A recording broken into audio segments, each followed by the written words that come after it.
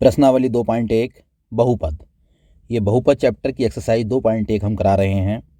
तो यहाँ पर देखिए प्रश्नावली 2.1 में जो क्वेश्चन नंबर 1 है, क्वेश्चन नंबर 1 में ये 6 पार्ट दे रखे हैं।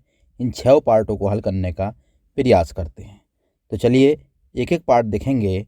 तो सबसे पहले इस प्रश्न को पढ़ लेते हैं कि किसी बहुपद Px के लिए y बराबर Px का ग्राफ नीचे आकृति 2.10 में दिया है। प्रत्येक स्थिति में Px के शून्यकों की संख्या ज्ञात कीजिए। तो चलिए इसको हल कराने का प्रयास करते हैं। सबसे पहले क्वेश्चन नंबर 1 के फर्स्ट पार्ट को देखते हैं। तो देखें यहाँ पर जो ग्राफ का जो समीकरण दे रखा है वो दे रखा है y बराबर Px। तो ध्यान दें यहाँ पर जितनी वैल्यू काटेंगी, यानी ये जो ग्राफ है इस ग्राफ में आप ये मान के चलिए कि 2 अक्ष हैं, एक अक्ष y अक्ष है और दूसरा अक्ष जो है वो x अक्ष है। तो यहाँ पर जो समीकरण देने का यानी y बराबर Px देने का उद्देश्य ये है कि जितने भी मान काटेंगे यहाँ पर वो x को काटेंगे और x के ही वैल्यू निकल के आएंगी, क्योंकि समीकरण y बराबर x के रूप में है।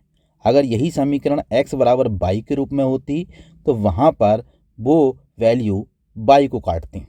अब x को काटेंगी तो x को काटने का मतलब यहाँ पर देखेंगे कि मान के चलिए यहाँ आपको शून्यकों की संख्या ज्ञात करनी है। तो शून्यक में मान के चलिए कि यदि कोई समीकरण y बराबर x के रूप में दी है, जिस प्रकार ये दी है, तो वो x पर कहीं ना कहीं काटेगी, यानी x अक्ष पर किसी न किसी जगह वो काटेगी। यहाँ पर पहला सवाल देखेंगे। ये जो पहला सवाल है हमारा, इसमें देखिए ये वाली लाइन ये x अक्ष को कहीं नहीं काट रही, जबकि x अक्ष जो है वो ये दिया है। तो यदि x अक्ष को नहीं काट रही तो इस स्थिति में यहाँ पर जो शून्यकों की संख्या है वो है 0। तो यहाँ पर लिखेंगे शून्यकों की संख्या 0, यानी क्वेश्चन नंबर 1 के फर्स्ट पार्ट में शून्यक जो आएंगे वो आएंगे 0, क्योंकि यहाँ पर ये वाली लाइन x अक्ष को कहीं नहीं काट रही। अब चलिए इसका सेकंड पार्ट देखते हैं। देखिए इसका सेकंड पार्ट है। सेकंड पार्ट में देखिए ये वाला जो लाइन दे रखी है ये वक्र की लाइन दे रखी है और ये वक्र की लाइन यहाँ पर x अक्ष पर एक ही बिंदु पर काट रही है, जबकि एक बिंदु पर ये y पर काट रही है। तो हमारे पास जो समीकरण है वो y बराबर Px के रूप में है। तो हमें x को देखना है, यानी x को वो कितनी जगह काट रही है।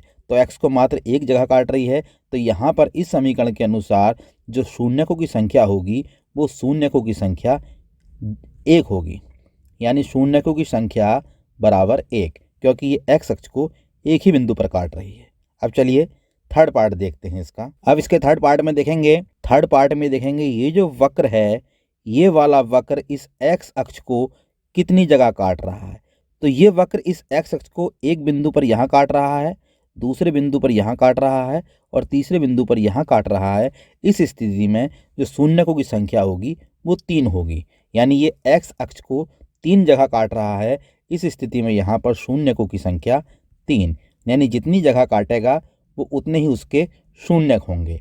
शून्यकों की संख्या 3। तो ये आपका थर्ड पार्ट हो गया। अब चलिए फोर्थ पार्ट देखते हैं। अब देखिए इस फोर्थ पार्ट में ये जो वक्र है ये इस x अक्ष को ये देखेंगे कितने स्थान पर काट रहा है। तो एक स्थान पर यहाँ काट रहा है और एक स्थान पर ये यहाँ काट रहा है। इसका मतलब 2 जगह काट रहा है। तो यहाँ पर जो शून्यक हो गए वो शून्यकों की संख्या 2 निकल के आएगी। क्यों? क्योंकि ये x अक्ष को 2 जगह काट रहा है। तो ये आपका फोर्थ पार्ट हो गया। अब चलिए फिफ्थ पार्ट को देखेंगे। अब देखिए फिफ्थ पार्ट है। फिफ्थ पार्ट में भी जो ये ग्राफ बन रहा है, इस ग्राफ में जो ये वक्र है ये इस x अक्ष को, ये वाला x अक्ष है और इस x अक्ष को कितनी जगह काट रहा है। तो एक जगह यहाँ काट रहा है, एक जगह यहाँ काट रहा है, एक जगह यहाँ काट रहा है और एक जगह यहाँ काट रहा है। तो इसका मतलब यहाँ पर जो शून्यक हो गए, यानी शून्यकों की संख्या वो निकल के आएगी 4, क्योंकि ये वक्र इस x अक्ष को 4 जगह काट रहा है। चलिए अब इसका 6 पार्ट देखेंगे। तो देखिए यहाँ पर ये 6 पार्ट दे रखा है। अब इस 6 पार्ट में देखेंगे कि ये यहाँ पर भी शून्यकों की संख्या ज्ञात करनी है। तो ये देखेंगे कि ये जो वक्र है ये इस x अक्ष को कितनी जगह काट रहा है या कितने जगह स्पर्श कर रहा है। तो एक बिंदु तो ये रहा, दूसरा बिंदु ये रहा और तीसरा बिंदु ये रहा। तो इसका मतलब ये 3 जगह, यानी एक जगह तो काट रहा है और 2 जगह x अक्ष को स्पर्श कर रहा है।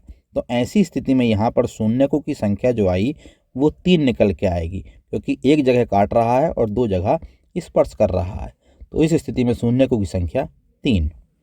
तो इस तरीके से हमने प्रश्नावली 2.1 आप लोगों को करा दी। अगले वीडियो यानी प्रश्नावली 2.2 के लिए अगले वीडियो में बने रहें। यदि वीडियो अच्छी लगी हो तो चैनल को लाइक, सब्सक्राइब और शेयर करें।